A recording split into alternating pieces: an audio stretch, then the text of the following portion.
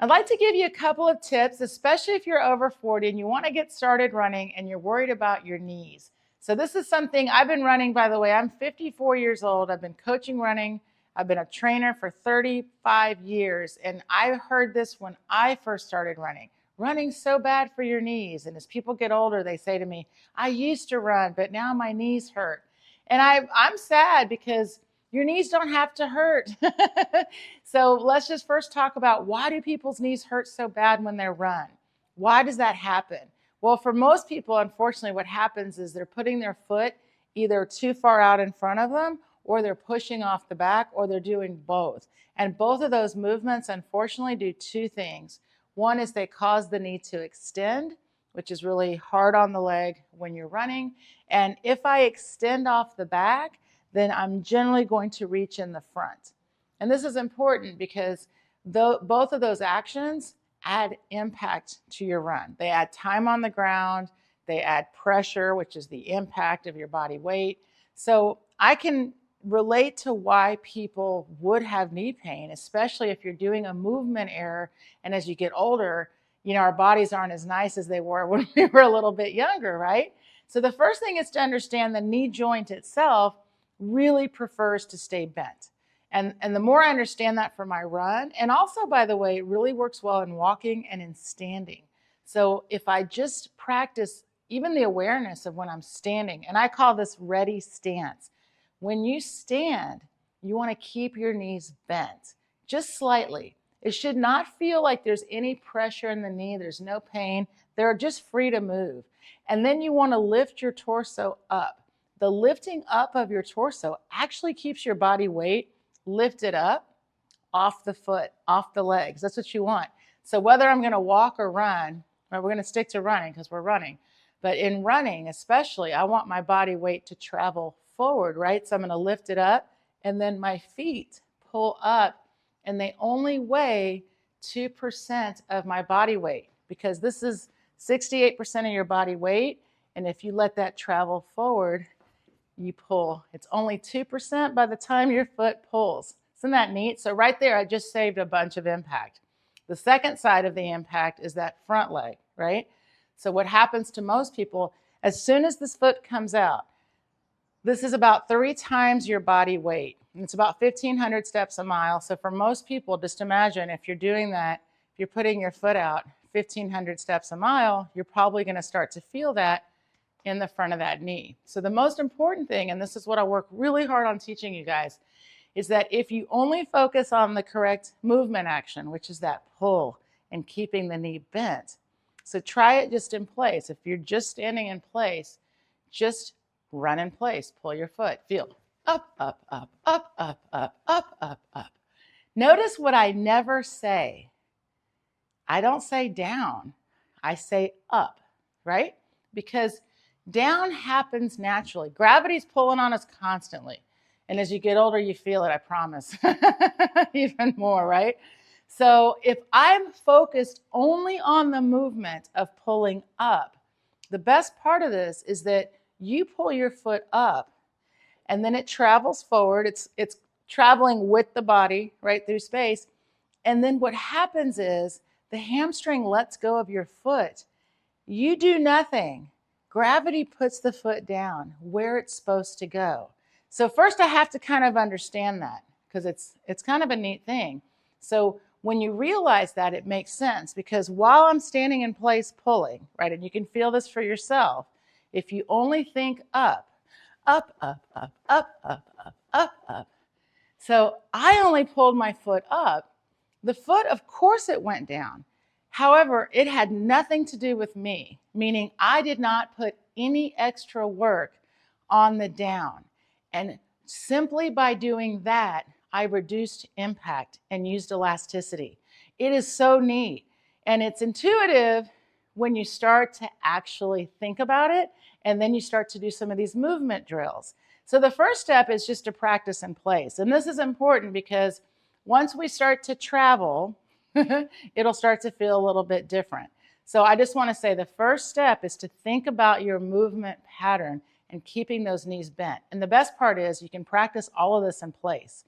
So, and even just start to think now when you're standing, Are my knees bent? Am I in that nice ready stance? Is my torso lifted?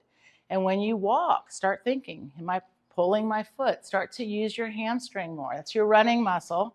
So we'd like to use it. And the more you start to only lift up, so if I walk by lifting up, I run by lifting up, think about that. That up is that unweighting, that lifting up, right? That's going to help me reduce impact as well.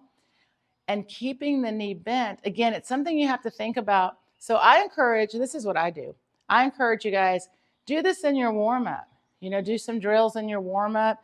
And then, because when you're running, you really only have one thought. You have one job, right? And my job is to pull up. That thought is up. Lift up, pull your foot up, and only have thoughts of what to do. And that's how you kind of eliminate all those extra movements that you really didn't need to begin with. So it's really nice because I get a lot of questions. So this is kind of part 2 of this. Let's talk about shoes for just a second, because if I'm going to get started running and I'm an older runner and I go to the shoe store, most likely the salesperson is going to want to sell you on cushion for your shoes. So one thing I'm going to encourage you is comfort. Think comfort. You want to put that shoe on. Okay, and this is important. I'm about to go running. So I'm going to be on my feet and I want to feel comfortable. I also want to feel connection. I want to feel connection to the ground. So you want to feel like I'm standing in my shoe, but I'm also standing in my foot. And this is important. So my knees are bent and I can wiggle my toes in my shoe. This is really important. You want the shoe to be nice and flexible. So if it's too cushy, you have to be careful. If it's too cushy, then your mind doesn't really know where your foot is. That's why I'm saying connection, comfort and connection. So you want to have some support, but you still want to feel some connection. You don't want to feel every rock on the ground. But one thing that happens as you get older is people lose the connection.